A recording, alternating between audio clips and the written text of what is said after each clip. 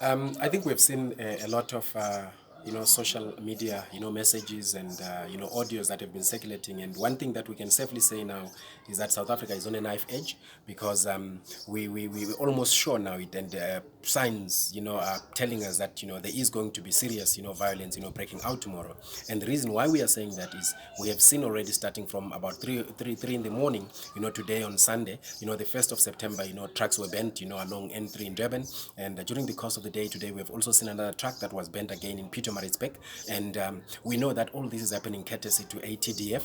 But we've also seen a message, from government where, for example, government was saying they've negotiated with ATDF so that, there should be no violence, and that ATDF is distancing itself from, anyone who's going to be involved in these violent activities. We are very concerned to start with because government cannot be negotiating with groups that are terrorizing people, because ATDF is an informal group, people that come together, and they cannot be telling companies and taking the job of policing, in terms of labor and abrogating or giving it to themselves. That should be done by the Department of Labor, and if Department of Labor is failing, it means that they should follow the appropriate channels to challenge the department, not to take the law into their own hands and begin to attack, people, attack companies, give companies, for example, ultimatums that they should stop, employing people because they know nothing about those laws. So they should then, maybe take the companies to court, or, take the government to task, if in any case, the government is not doing what they are supposed to be doing. So we've also seen that, DECO was supposed to meet, with diplomats yesterday, ambassadors, but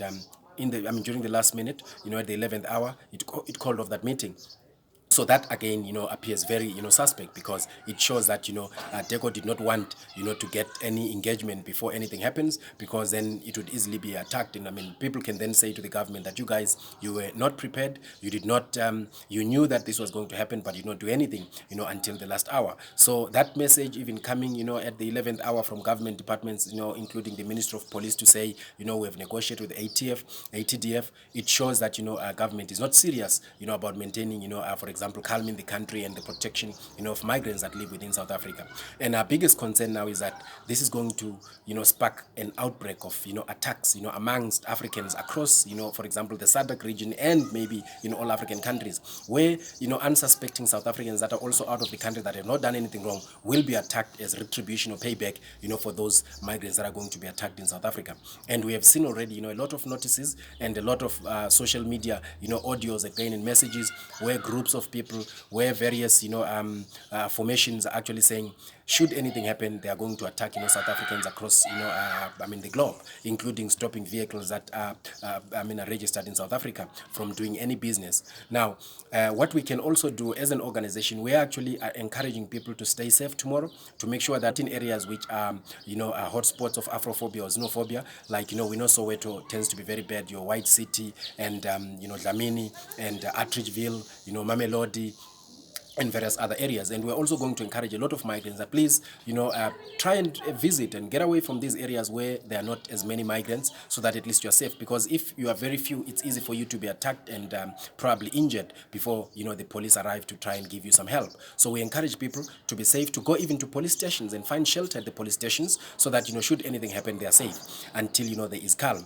We have seen also, quite a few embassies, encouraging people, to be very careful and not to go to work, including, the trucking companies. So we are also doing the same, and we are very worried again, and we need to say this, emphatically, that we think the government of South Africa is not being genuine in the manner in which it is dealing with these issues, because the government should have prepared long ago. It should have stopped this. It should have arrested, the people that are in charge of the violence. We have seen that ATDF, nobody has been arrested. We have seen the Alexander group that is evicting people out of houses. Nobody has been arrested, but they know the groups, and even if the groups distance themselves, from these activities, but they should be taking them to task. A very good example is when, we have got soccer, that is being played, and, Pirates supporters, for example, cause chaos. Pirates is fined. So why don't we have, a similar kind of system, in operation?